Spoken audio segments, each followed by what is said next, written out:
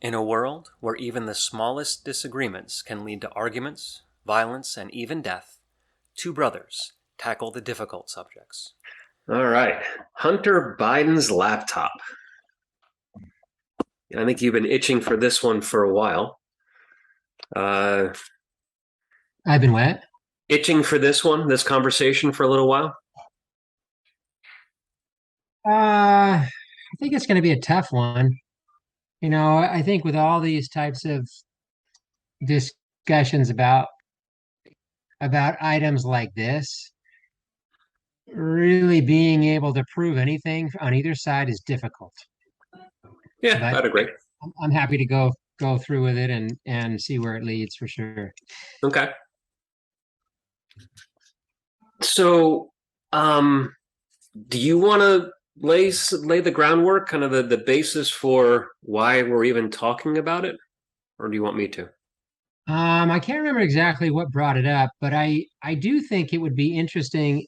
It's interesting as we were talking about it.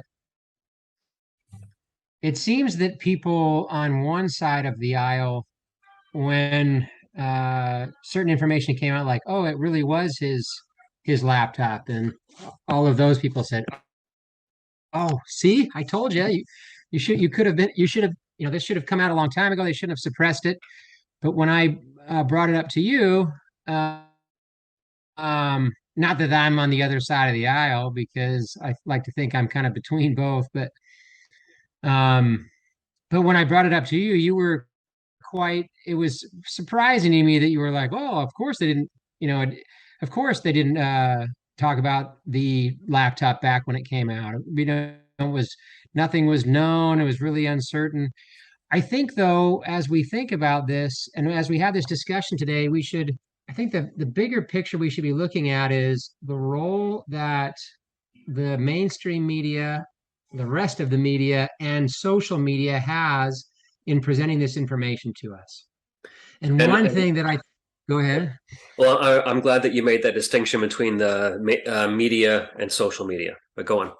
Yes, definitely. They are very different. And the thing that when we think about social media, in my mind, the way I think they should behave, not that I would legislate it or regulate it in this way, but just that I think they should behave, both because it makes ethical sense to me and because I think they'll do much better from a financial standpoint if they did this. They should be a mouthpiece and they should be very averse to trying to correct people, trying to correct misinformation. They should allow people to speak out and be a mouthpiece for people. The mainstream media, on the other hand, should be more prone towards fact checking. And because that's kind of what we look to them for. They should be, but even them, like I think it's important that it's difficult when the truth isn't known. And in a story like this one, I think we should look at other stories, from the past that when even the mainstream media or the regular media uh, presents a story, they don't often have all of the answers or know everything about it. So, for example, they might go and get a source from government and say, this is what we're hearing. And so while they should vet their stories and try to present stories that are true, they can't know from the beginning. For example, when Watergate came out, they probably didn't know everything about it. They know something had gone wrong, but they began reporting on it before everything was known in that story. And I guess the point I'm making with the mainstream media in this story is even though not everything was known, suppressing it like they did was incorrect because it was obvious that there was a story there. And especially for the social media platforms, because they are just a mouthpiece and they should allow these news stories to come out. And then once, all of the information is gathered over time, then people can make their decisions. Now, not to say that mainstream media, every time they get any sort of a source or any inkling of a story, they should just throw it out without vetting it. But they can't know at the beginning exact everything that's going on about these stories. I don't think they can vet completely every story fully before they report on it because it would be too late. I'd be interested to get your thoughts on that, but that's my feeling on this one, that this story came out. The New York Post had credible evidence that what they were saying was true, and I think it was appropriate for them to report on it. And then for other people to suppress it and say, well, we haven't had a chance to look at it yet, but we don't think that's true, so we're just going to suppress it. I didn't think that was the correct way to handle it. Okay. Well, I'm gonna go back a little bit and give a little bit of background here. So, according to the information that people were discussing, in April of 2019, a laptop was brought to a repair shop in Delaware. The person that ran the shop, it was a one-man shop. He did not know what Hunter Biden looked like, so he couldn't say whether it was Hunter Biden or not, but he had reason to believe that it was Hunter Biden that dropped it off. It wasn't just a laptop. There was apparently a couple different machines that were dropped off. The machines were never picked up. And so after a period of 60 or 90 days, according to the policy of the repair shop, those machines then become the property of the repair shop. So this man felt comfortable going through and investigating what he could find. Apparently, according to the stories at the time that he was going through them, there was some news in the media about whether Biden was investigating Burisma, the utility company in Ukraine, and whether that was justified. And so this repair shop guy did some email searches on the laptops, and he says that he found some emails from Hunter Biden, and that he then contacted the FBI. The FBI eventually took the machine. Before they took the machine, the man made a copy of it, a digital copy of the laptop, of the hard drive. Nothing happened, and so the man was able to get this copy of the hard drive to the lawyer of Rudy Giuliani. Rudy Giuliani then tried to get the Wall Street Journal to write an article about this. And it should be noted, Wall Street Journal is right-leaning, and it is owned by Rupert Murdoch, and the Wall Street Journal would not touch it. And the New York Post was given a copy, and the dates are important. The New York Post was given a copy of the hard drive on October 11th. October 14th, 3 days later, New York Post publishes an article, a report on the laptop, and the most importantly about the emails. On the 14th, Bloomberg writes an article. On the 15th, Fox News, NBC, Business Insider all post articles about it. On the 16th, CBS reports. On the 17th, NPR and The Hill report. On the 18th, USA Today and CNN. I think I forgot the Washington Post. They're in there too. On the 19th, The Guardian and PolitiFact also report on this story. So within 5 days, we have a lot of the major news outlets that are publishing reports on this event. Also, last thing, October 19th, that 5 days later, more than 50 former intelligence officials write an open letter in which they all sign stating that the laptop is a situation that looks very similar to typical Russian disinformation. Now, I didn't reference in any of that social media and how they responded to it. And I think that social media, I believe, is one of your primary focuses. And I don't know if you want to talk about anything that I just said, or if you want to go onto social media. I'll leave it up to you. I'm just curious, what was the point of saying that they all posted stories about it? Like, what? I don't know what you're trying to, why you're saying that. Well, because one of the arguments that I believe you were putting forth is that the story was not picked up by any of the other major news outlets. What were those people saying about it? Well, it's Because interesting. It was a couple of weeks ago. I mean, CBS and the New York Times, like 2 weeks ago, over 2 years after the story broke, finally came out and said that the laptop actually belonged to Biden. And there's actually another article that I saw that relates to that as well. We can talk about that in a second, but let's go back to the actual moments when this all was happening. No. I want to know. No, answer. I want to know why you brought that up. You were saying, you said, well, I brought it up because I'm trying to say that they were talking about it, but Why I brought what up? Okay, so I just said, why are you bringing up the fact that all those news outlets wrote stories about it. I mean, the point I'm trying to make was the story was suppressed. And if back then they wrote a story about it, but they were saying, well, it wasn't really his laptop, or we can't tell. And then 2 years later, they come out and say, yep, it was his laptop. That feels like suppression of the story. It feels like you're trying to refute the fact that the story was suppressed when you're just kind of loosely saying, well, they wrote stories about it, but Okay. not really talking about what they were saying. Okay, so if you wanted to go to what's going on right now, we can do that. Let me find No, not what's going on right now. What went on back then? All right, so we'll go back to what's going on back then. Well, I'm happy to go either way, whichever way you want to go through it. That's fine. I'm going to read to you the first paragraph from the original New York Post article. Hunter Biden introduced his father, then Vice President Joe Biden, to a top executive at a Ukraine energy firm less than a year before. The elder Biden pressured government officials in Ukraine into firing a prosecutor who was investigating the company, according to emails obtained by the Post. So what's interesting there is they're making plain accusations. There's at no point is there anything that's being alleged, anything that's being believed. It is straight up stating Hunter Biden introduced President or Vice President Joe Biden to the Ukrainian energy firm's executive, and then and then Biden acted on it. Now, if you look at the Fox News article, which was written 1 day later, in the Fox News article, let's see, in the third paragraph, after the Post's report on the hard drive allegedly belonging to Hunter Biden and purportedly containing emails about a meeting between Joe Biden and Burisma officials, then other stuff happened. So even Fox News is qualifying the content of the story, which New York Post did not do. Was the New York Post right? Was the New York Post right? Yeah. It's uncertain at this time. Were they right about whose laptop it was?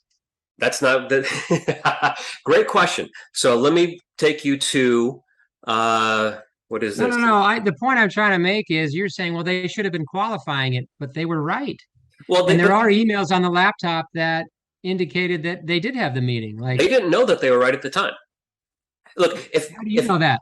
How do you know that? Just because Fox News didn't know it doesn't mean that New York Post didn't know it, and they were right. They weren't right. Hold on, let me show you. March 30th, 2022, so 7 months ago, the Washington Post comes out with a report based on their analysis. What they did is they hired 2 different investigators to look at the contents of all that information that they had. And what they say is, and this is from the article, the vast majority of the data and most of the nearly 129,000 emails it contains could not be verified by either of the 2 security experts who reviewed the data for the Post. Neither found clear evidence of tampering in their examinations, but some of the records that might have helped to verify contents were not available for analysis. Among the reasons for the inconclusive findings was sloppy handling of the data, which damaged some of the records. The experts found the data had been repeatedly accessed and copied by people other than Hunter Biden over nearly 3 years. So what we have is an email, or I'm sorry, a hard drive that probably most of the contents of the hard drive, at least, came from Hunter Biden's laptop or some of his laptops, and that other information may or may not have been on those laptops when they were owned by Hunter Biden. But it is not, we're not able to verify that's the case. Brian, like 3 days ago, or on November 21st, CBS News confirmed the authenticity of the data from Hunter Biden's former laptop. More than 2 years after the Post first revealed its contents. I mean, they've confirmed. Even the New York Times came out and said that they confirmed that it was Hunter Biden's laptop. They confirm it's Hunter Biden's laptop, but they're not able to verify that all the contents on the laptop were originally on the laptop. This is important because look, go back to the letter from the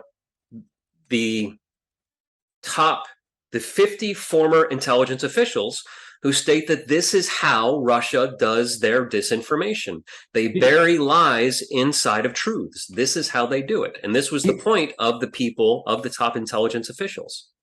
Brian, this is so interesting.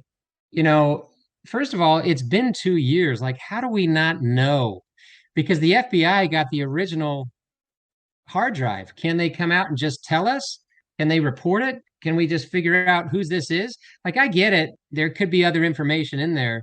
But like, anything that it just feels to me like anything that's one side of the story, you're all for it. Anything that's the other side of the story, you're against it. These intelligence officials, they didn't really go and investigate the laptop. All they said was, hey, this looks like misinformation to us. Yet you keep referencing it, even though they say this is just, it looks like it could be, but they don't have hard data. But we look at the other direction, and people are now coming out 2 years after the fact, which seems way too long. 2 years after the fact, they finally say, yep, it's his laptop. But you're still kind of like that isn't surprising to you that it would take 2 years for everybody to figure out that this was his laptop. You did bring up a valid point, and I think this is something that we do need to ask questions about, is that this information was given to the FBI, and the FBI has been silent on it for 2 years. I don't know why. I feel like that is a real disappointment because this is a very, very much a hot button issue. And if the FBI has any more information to provide, I really do feel like they should come forward and provide it. Now, remember that when the FBI first got the information, that this was the Trump administration. And so for the next 2 months, month and a half, that there 2 months, that it was the Trump administration that was in charge of the FBI. And so some might be inclined to say, well, this must be Biden trying to cover up and protect himself and his son. But there was also a point where it wasn't Biden that was actually in charge of things. So I do wish the FBI would come forward. And it is important about the former intelligence official saying something, because when you're looking at those first few days when the story was released, that is when everyone has to very quickly make an assessment. And what we know about the event was that the information was released by a political campaign, by Rudy Giuliani, who was working for Donald Trump. And we know how much Donald Trump liked to create waves, to rock the boat. He accused Ted Cruz's father of being involved in the assassination of JFK. Maybe that happened. I don't know. But no, but we can't just say... You're going to get our videos pulled off of YouTube again if you're not careful. Hey, you brought it up, not me.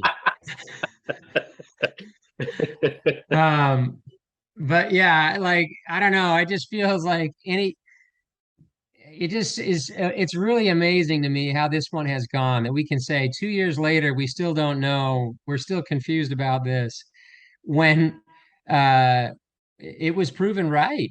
It wasn't proven right. There may be certain accusations that were made in the story that weren't proved right, but it was his laptop. Everybody's admitting that now. So you could make the distinction. You're trying to make this distinction. Well, listen, we don't know whether or not they met together. We found this email on the laptop where they met together. Okay, wouldn't that one be easy? Like, where's the FBI on this one? Just tell us, is that his email or not? You've had it for 2 years. Do you know about metadata? Does that mean anything to you? Yeah. Okay, so and I'm not 100% sure because the Washington Post didn't go into a lot of detail about what it was why they weren't able to verify it, but I know that that's one of the ways that they're able to verify things like emails, because there's certain metadata, things in the header that are not part of the email that you or I see that can be missing. And so if the metadata isn't there, then you can't verify that it came from the person they sent it from, and that it was, that it was an actual valid email. And so my belief is that's one of the things that's missing. There may be other things as well. Then how are they doing it now, Brian? How is it 6 months later and the New York Times and CBS News are saying, yep, it's his laptop? Laptop, yes. Email, unverified. No, Okay, but everybody was saying we're not sure if it's his laptop, and it takes him 2 years to figure it out. Like, okay, well, we know now that it's his laptop. Sure, there's individual stories that maybe there's certain aspects, certain pieces of information on there we can't figure out, but this is Well, just taking too long. And Brian, if the shoe were on the other foot, if this was Donald Trump's kid, they would not be so cautious and careful about all this stuff. you may be right. I don't. It's hard to actually verify whether that's true or not, because if you look at something like the Steele dossier, which was very much against Trump, that didn't come out during the elections. That came out after the elections, and that was released by Daily Beast, which I think they're trying to become a legitimate news organization, but they're not there yet. So would it have happened the same? One of the things. Are you aware that about an hour ago, Twitter came out with a big release of how Twitter handled the Hunter Biden laptop? I haven't seen the actual data. I knew they were coming, they were going to release it. Yeah, it's not a formal forensic review of information. It's someone, I don't even know who the person is that's releasing it. I know he's got Elon Musk's blessing, but I don't know if he's actually involved in the company or not, because it's not clear. But he's releasing little snippets of conversations, and in those snippets, it gives excuses or explanations depending on your perspective as to why they treated it the way that they treated the content. And one of the things they mention is that we have to be careful here. This is shortly after the New York Post article. We need to be careful here because remember 2016. And as you may recall, in 2016, about a month before the election, James Comey, who was the head of the FBI, announced that he was investigating Hillary Clinton's emails. And there was a noted and obvious drop in the polls in approval for Hillary Clinton when that came out. Not that he was investigating her, that they had found new information because he Well, was already well into the investigation. I don't. Yeah, that is very interesting. But I mean, that's why I think that illustrates exactly why it's so dangerous for social media to step in and make decisions about this we're going to allow on the platform or suppress, and this we're not. That is what becomes so dangerous about it, because after the fact, you look back and when they make poor choices or just the wrong choice, it really feels like they're putting the thumb on the scale of each one. Like, why not just allow people to say what they want? And if they're wrong, then they're wrong, and we'll call them out and nobody will believe them anymore. It's just like with Kanye coming out and saying these crazy things about Hitler and anti-Semitism. We could we could step in and say, no, we're not going to allow that on the platform at all. But isn't it better just to let him say these stupid things, and then people can prove him wrong or can contradict him, or people can see how crazy he is? Because if you suppress him, then it feels like he's being unfairly suppressed until you hear what he's actually saying. And then you say, okay, I get it. This guy's just a crazy person. When social media has to make these quick decisions about, well, we're going to allow this story about Donald Trump, but not about Hunter Biden, or maybe now that Elon Musk is in there, like he says he's not a conservative, but people are accusing him of being more of a Republican, which is an interesting thing because he's never really voted that way. But maybe he is. And so now if he starts making decisions, I'm going to suppress the stories about Ron DeSantis, but not about Joe Biden or Kamala Harris, well, then he's putting his finger on the scale. He should not get involved in that, and he should allow those news sources to present what they want to present. And if they present information that later is disproved, then maybe that'll make a decision, or maybe that'll make a difference in how people believe these media outlets after the fact. Although it doesn't seem to do that, because even though now we know that all those other that the New York Post was right that this was actually Hunter Biden's laptop, and they got it, long before it had gone through all these different hands, we still are not giving them any credit for the fact that they reported a story that it was his laptop, and it actually was. And if we find out that they were correct about those um, emails as well, then, I mean, they may have it's interesting that you make the point. Well, listen, even Fox News wasn't reporting as assuredly as the New York Post was. Well, maybe the New York Post had more information. Just because they're both biased in the same direction doesn't mean that they're both going to have the same information. Maybe the New York Post had better sources. The one source was Rudy Giuliani and the copy of the laptop that they had. As far as you know, how can you confirm that? How do you know that, Brian? Because that's what they said. No, it isn't what they said. They had dealt with their experts. Maybe the Fox News was just reporting based on what the New York Post had reported. Maybe what? Maybe Fox News was only reporting on this story based on what the New York Post had already said. So they couldn't confirm it themselves because they hadn't spoken to Rudy Giuliani or the person at the store or some other experts. I don't know. All I'm saying is for you to categorically say they had exactly the same information when you have no way to know that, it's inaccurate. You can't do that. Well, I mean, they've come out after the fact, and everyone has agreed the only information they had was what was provided for them by first the owner of the shop, and which passed on the information to Rudy Giuliani, who then wouldn't give everyone all of the information, that the entire hard drive, and it wasn't until later, which is now why the New York Post or the New York Times and the Washington Post and other state places are able to verify the information, or at least verify it as best they can. How did they verify it now? Because Giuliani released the hard drives. No. Yeah. You're saying nobody had the hard drive until just a couple of weeks ago? No. It wasn't just a couple of weeks ago. It was a couple of weeks ago that a couple of months ago that people started completing their analysis of the information that they had access to. It wasn't until Giuliani released the laptop or the hard drives from the laptops that people could actually look at the information. When Giuliani first was talking about the story in October, when were the hard drives released? When was the hard drive released? Oh, I don't know. But you just said, well, it was only a couple of months ago that they were able to complete it. How do you I think you just make statements that you don't have the data for. I shouldn't make an accusation like that. I realize that's coming after you a little bit, but you said a minute ago, well, they couldn't confirm it until they had the hard drives in their hand. But you don't know when they got the hard drives. It could have been 2 years ago. It could have been 2 months ago. Well, what we do know is that according to the Washington Post article that I'm looking at right here, the verified emails are a small fraction of the 275 gigabytes of data provided to the Post on a portable hard drive by Republican activist Jake Maxey. It doesn't say when it was released, but that's what they had. When?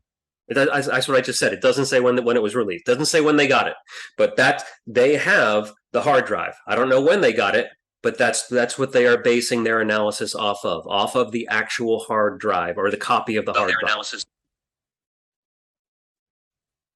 Well, you said a minute ago that the reason they couldn't confirm the hard drive and they now can is because they didn't have the reason they couldn't confirm that it was Hunter Biden's hard drive, but they can now is because they didn't have the hard drive. But you don't know when they got it. It could have been 2 years ago. It could have been 2 months ago. It could have been 2 weeks ago. What I do know is that when the story was breaking in October of 2019, that Giuliani wasn't releasing anything except for the documents, the emails that he wanted people to write the stories on. And we know this because when you go back and read the articles from the Washington Post and the New York Times, they all say we have been unable to verify it because we are not being given access to all the information. We're just being given the images that from the Trump campaign. Now, I think it is worth talking about the social media aspect because I think that is an important aspect to this whole story.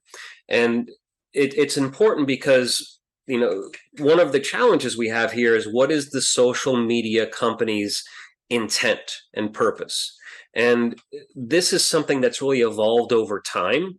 And when those companies first came out, their purpose and intent was to try and connect people. families, friends, people from around the world.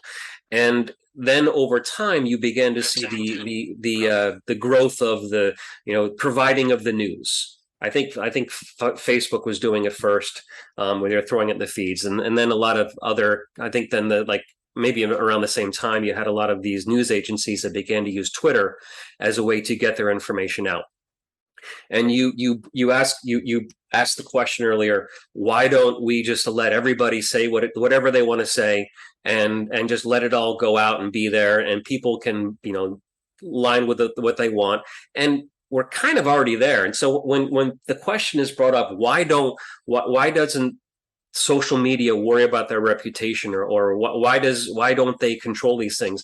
Well, if this whole Hunter Biden laptop issue is going to damage their reputation, I think you aren't looking at the actual information that's out there.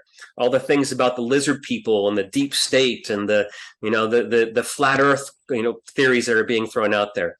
The Hunter Biden laptop is pretty small. It's a small pebble creating little ripples in the pond of Twitter. There's a whole lot more garbage being thrown out on Twitter besides this thing in particular. They allow a lot of garbage out there. I don't know that this one is really better or worse than anything else that's being put out, but the people want to talk about it because Trump wanted to talk about it, and because then the question comes up: is New York Post a legitimate news source? And that's also a question worth debating.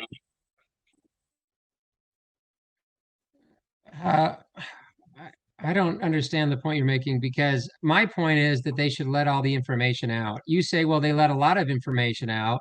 And maybe, I don't know if you're saying it's too much, but they let a lot of crazy information out. My point is they suppressed this story and stories like it. And I think there's the risk. Now, Kais, let me ask you a question then. When we were in the lockdown, and the COVID pandemic was in full force, and people were putting out tweets, that were maybe as mild as, there's nanobots in your vaccine, to that's cancer causing agents, to maybe you should be taking ivermectin, to have you tried drinking bleach? Do you feel like Twitter or that any of the social media companies should be managing any of those tweets? Nope. So even if someone is putting out a tweet that could be dangerous, that could be deadly to people, you feel like that these social media companies should just put it out there? Well, that's the risk. I think that's the difficult place, is what is dangerous. And I think we all agree, for example, let's talk about doxing, for example. If we said, if somebody tweeted and said, here are the Supreme Court justices that are ruling in a way that you won't like, here's where they live, let's go after them. Sure. I think that's dangerous. I don't think we should do that. So then the question becomes, well, what's dangerous? If it's encouraging suicide, maybe we should control those. I wouldn't say there should be absolutely no control. I just think we should be very, very careful about exerting any type of control, because it seems like we oftentimes have some idea about what works and what doesn't, and we don't have all the data, but the people presenting the data, or posting on social media, don't have all the data, but neither do the fact checkers on the social media platforms. Ivermectin's a great example. Was it misinformation to say, hey, people, like Joe Rogan is using horse dewormer? And he's like, no, that is not true. It wasn't horse dewormer. It's medicine that is prescribed for people, and it's very safe to use. And he got doctors that are respected medical doctors that recommended that he use it. So was it misinformation to say that, to call it horse dewormer when it wasn't horse dewormer? I mean, maybe, but should we restrict them? I don't think so. Like, let people say whatever they want, and make whatever decisions they want. And if you want to listen to Joe Rogan or a medical doctor, or some crazy person, you can listen to whoever you want. I think that should, I think we're a little bit too worried about people, for example, drinking bleach. If you're recommended to drink bleach and you're dumb enough to do it, I mean, that's on you.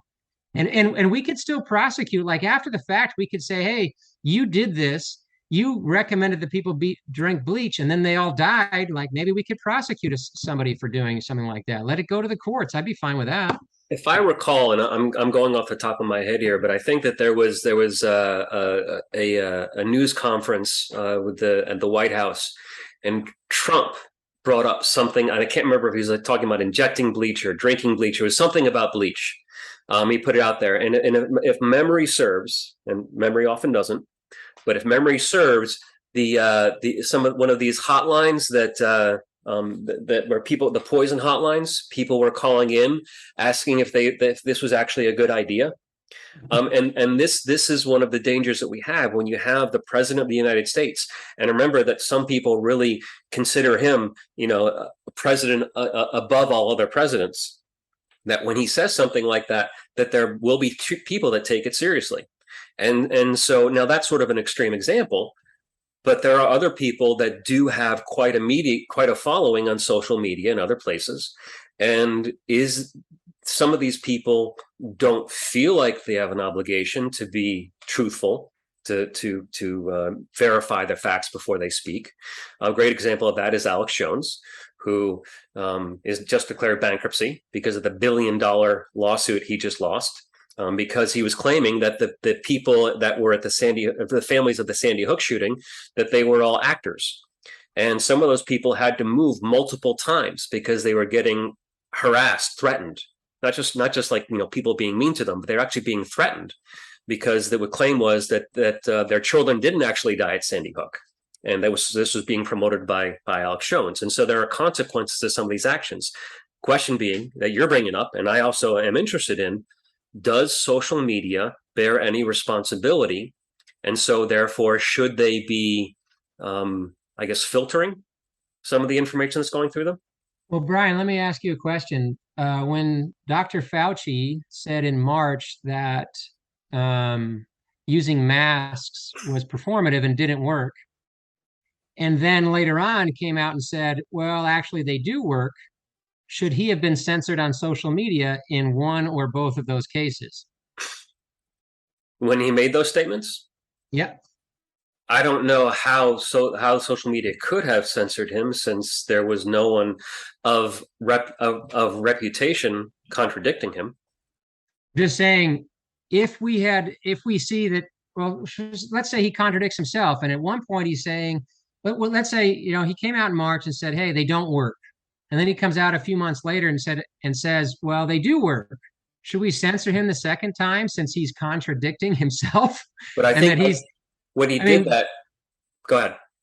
I mean, here we see an example of somebody, like when he said that in March, that was apparently he was lying. I mean, he said later, well, I just said that so people wouldn't use up the store of masks. Right. So he was lying, which was dangerous to people, because then they think, well, these masks aren't doing it. If they have some around, let's say they don't go out and buy any, they're not going to use them, even though it would provide some protection. So maybe some people got access to the virus that they wouldn't otherwise have gotten, because presumably he's saying that those masks would have protected them. So should we, like, this is the issue that we're dealing with. Like, if he's doing it for the right reasons, I don't know, or if somebody has an opinion on something and maybe they're wrong, like if opinions change over time, if the science behind something changes over time, and we're just giving our best guess or our best estimate of what's going to be the best way to handle it, and social media then is stepping in and trying to decide what they think is the best solution, I think that's a dangerous place to be, because we would have to censor people like even Dr. Fauci, or if somebody disagrees with Dr. Fauci, maybe we censor them, and then Dr. Fauci could turn out to be wrong and the other person right. Well, now we've made the problem worse. Why not let these ideas get out there and let people make their own choices instead of trying to figure out what's wrong and what's right? I think that the solution here is don't get your news from social media. And unfortunately, we're going to have to leave it there, because we're down into mere seconds. In the last few seconds, anything you want to add to this? No, I think I'm good. We hope you learned something in this episode of Brother versus Brother, a podcast about difficult conversations. We also hope that you enjoyed it enough to subscribe to the podcast. You can help us by spreading the word. Share this episode on your favorite social media so that others will have an opportunity to experience it as well. You can also support us by donating through Patreon. This information and more can be found on our website, broconvo.com, and on our various social media accounts. Thank you.